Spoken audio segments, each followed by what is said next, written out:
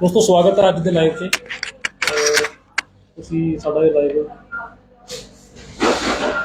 ਬਹੁਤ ਜ਼ਰੂਰੀ ਹੈ। ਅੱਜ ਦਾ ਲਾਈਵ ਦੇਖਣਾ ਕਿਉਂਕਿ ਲੋਕਾਂ ਨੂੰ ਅਵੇਅਰ ਕਰਨਾ ਬਹੁਤ ਜ਼ਰੂਰੀ ਹੈ। ਬਠਿੰਡੇ ਦੇ ਵਿੱਚ ਪੁਰਾਣੇ ਮੋਬਾਈਲਾਂ ਨੂੰ ਕਬਾੜ ਮੋਬਾਈਲਾਂ ਨੂੰ ਫਰਜ਼ੀ ਤਰੀਕੇ ਨਾਲ ਨਵਾਂ ਬਣਾ ਕੇ ਨਕਲੀ ਈਮੇਲ ਨੰਬਰ ਲਗਾ ਕੇ ਉਹਦਾ ਗੋਰਖ ਧੰਦਾ ਚੱਲ ਰਿਹਾ ਸੀ, ਨਵਾਂ ਬਣਾ ਕੇ ਵੇਚਦੇ ਸੀ। ਉਹਦਾ ਪਰਦਾ ਫਾਸ਼ ਕੀਤਾ ਇੱਕ ਸ਼ਖਸ ਨੇ, ਸਾਡੇ ਨਾਲ ਮੌਜੂਦ ਹੈ। ਆਪਾਂ ਉਹਨਾਂ ਨਾਲ ਗੱਲਬਾਤ ਕਰਦੇ ਹਾਂ। ਤਮਾਮ वीडियो एंड तक जरूर देखियो तो शेयर भी जरूर करो ताकि लोगों को पता लग सके, लोग इस फ्रॉड तो बच सकें। साढ़े मौजूद ने सतिंदर कुमार, इन्होंने पहला भी एक ऑनलाइन चाइना डोर विक्री से पर्दाफाश किया तो अज इन्होंने एक होर एक वधिया पर्दा किया लोक हित विच। आपां गलबात करते हैं सतिंदर कुमार नाल। कुमार जी स्वागत है तुहाडा।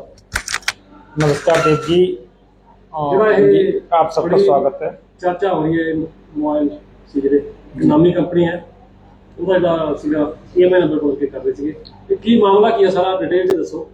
कहीं और कुछ पता है कुछ नहीं पता।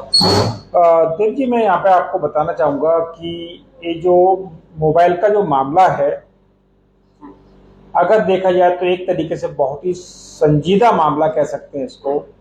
एक्चुअल में कहानी वहाँ से शुरू होती है कि मैंने अपना खुद का ऑफिस बनाया है, तो हमें टेली कॉलिंग के लिए कुछ मोबाइल्स की जरूरत पड़ी। हमारे स्टाफ की रिक्वायर्ड थी कि थे उनकी मैंने डिमांड की। तो मैंने एक दुकानदार से पूछा, भाई मुझे कीपैड मोबाइल चाहिए। तो उस व्यक्ति ने मुझे इस तरह के, इस सैमसंग का जो मोबाइल लिखा हुआ है इसके ऊपर, इस तरह का मोबाइल उसने मुझे दिखाया कि देखिए सैमसंग कंपनी का मोबाइल है और ये मोबाइल हम आपको दे सकते हैं। तो मैंने देखा, इसका डब्बा वगैरह सारा कुछ था, तो मुझे देखने में बिल्कुल भी पता नहीं लगा कि ये क्या आइटम है। लेकिन मैंने कहा मोबाइल है, ठीक है आप मुझे दे दो ये। तो मैंने उससे 2 मोबाइल परचेज कर लिए। जब मैंने उसको बोला कि भाई मुझे इसका बिल भी चाहिए क्योंकि मुझे ऑफिस के खर्चों में डालना होता है, तो उसने कहा कि हम इसका बिल नहीं दे सकते। तो मैंने उससे बात की, भैया आप अगर बिल नहीं दे सकते, कल को ये मोबाइल चोरी का हुआ या कैसा हुआ तो हमारे लिए तो परेशानी खड़ी हो जाएगी। कह रहे नहीं जी ऐसी कोई दिक्कत नहीं है, हम ये हजारों मोबाइल बेच चुके हैं, इसमें आपको किसी भी तरह की कोई प्रॉब्लम नहीं आएगी, लेकिन हम आपको ये मोबाइल का बिल नहीं दे सकते। नवा मोबाइल से तो मेरा वहीं पे थोड़ा सा माथा ठनका, मुझे थोड़ा शक हुआ। मैं कहा यार डब्बा पैक मोबाइल है, सील लगी है, सब कुछ है, आखिर ये बिल देने से क्यों मुकर रहा है।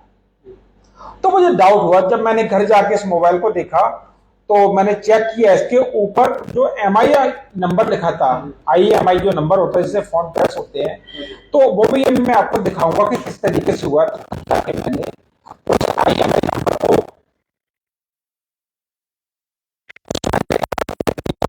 और उसके बाद में जो सीरियल नंबर आते हैं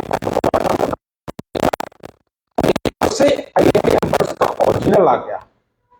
उसके बाद जब मैंने दोनों IMI नंबर को चेक किया तो दोनों IMI नंबर आपस में मैच नहीं हो रहे थे। जो अंदर स्टिकर लगा था, इसके अंदर लगा था बैटरी के पीछे जी, तो जो आपने सीक्रेट कोड से चेक किया आपको दोनों IMI नंबर अलग थे।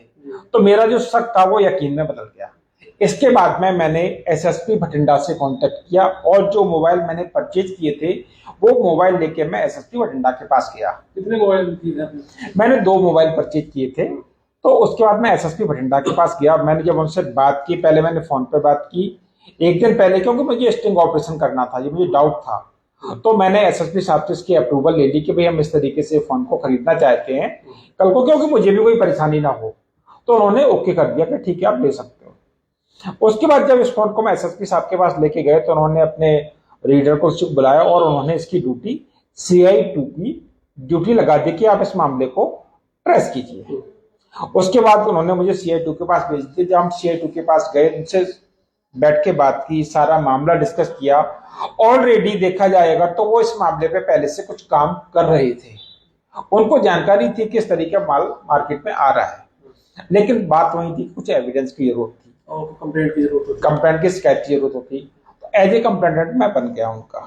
तो उसके बाद उन्होंने मुझसे 2 दिन का टाइम मांगा और कहा कि इस बात को अपन बिल्कुल गुपचुप तरीके से काम करेंगे। उसके बाद में जैसा कि आपने देखा सामने, कल उस मामले को एक्सपोज किया। परसों CI2 ने एक टीम बना के 2-3 जगह पर रेड की। राजन नारंग नाम का जो व्यक्ति है, 2 फोन मैंने उससे खरीदे थे। जब मैंने उससे बात की तो उसने भारत नगर चौक पे आके हमें फोन की डिलीवरी दी। अजीत रोड पे है, वहां से भी है, गोल्ड डिग्गी के पास है, यानी कि स्टेशन के आसपास देखा जाए तो बहुत सारी दुकानें हैं जिन पे इस तरह के ये फोन बेचे जा रहे हैं। यहां तक कि इन फोन की अगर हम बात करें तो आम आदमी और भोले भाले लोग तो ठगी का शिकार हो ही जाए। स्टेशन पर जैसे प्रवासी लोग बहुत आते हैं, प्रवासी लोग बहुत आते हैं, उन घर से आते हैं, पैसा नहीं होता है तो उनको कम पैसे में फोन चाहिए होता है, और देखने में ये फोन बिल्कुल नए लगते हैं, डब्बा पैक होता है। क्योंकि जब मैं पढ़ा लिखा हूं, मैं उसमें धोखा खा सकता हूं, तो जो प्रवासी लोग आते हैं, जो अनएजुकेटेड होते हैं, वो तो धोखा खा ही सकते हैं, तो उनको ये फोन दिए जाते हैं। हो सकता है इन फोन को कहां से लाया गया, कैसे लाया गया, हो सकता है कि किसी अपराधी ने इस फोन को फेंक दिया हो या बेच दिया हो, वो यूज किए गए हो, यानी कि एक आम आदमी, भोला वाला इंसान इस स्कैम में बहुत बुरी तरह से फंस सकता है। लेकिन मैं भटिंडा पुलिस का धन्यवादी हूँ, एसएसपी साहब का और CI2 का धन्यवादी हूँ कि उन्होंने इस इंफॉर्मेशन पे बहुत अच्छा काम किया और बहुत बड़ी तादाद में मोबाइल फोन को रिकवर किए। हालांकि पुलिस अब चाहती है कि इसको बहुत डूंगाई से जाएगी, वो बहुत गहराई से जांच करेगी इसकी, कि इसमें आखिर कौन कौन से दुकानदार है, कौन कौन इनको रीसेल कर रहा था, कितने फोन अभी तक बेचे जा चुके। लेकिन जहां तक मेरी जानकारी, जो मैंने पता किया है, तो ये हजारों की तादाद में फोन मार्केट में बेचे जा चुके हैं, लोगों को सप्लाई किए जा चुके हैं। ठीक है, अब मैं आपको दिखाता हूं कि किस तरीके से ये फोन पे IMI नंबर जो है ना डिफरेंट तरीके से होते हैं। सबसे पहले मैं आपको दिखाता हूं कि ये फोन है, इसको हमने चालू करके इसके देखिए, स्टार #06 और हैज, हमने इस पे डायल कर दिया, ये देखिए, और जैसे हम इसको डायल 6 करवा 05 है इसका 05 इस पर रिजल्ट इनवैलिड आ गया। हम दोबारा से दिखाते हैं आपको कि आप जब भी फोन खरीदते हैं, पुराना फोन लेते हैं, तो उस पर *06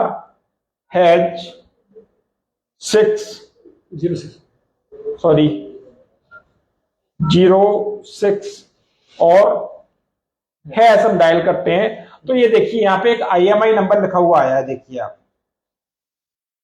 आप देख सकते हैं कि ये इस फोन का ओरिजिनल और रियल IMI नंबर है जो इस पे लिखा हुआ आया है। अब हम आपको दिखाते हैं कि वो किस तरीके से इसी फोन को IMI नंबर बदलते थे और इसके ऊपर क्या लगा के देते। अब हमने इस फोन को बंद कर दिया और इसको हम बैक साइड से खोल रहे हैं इस फोन को।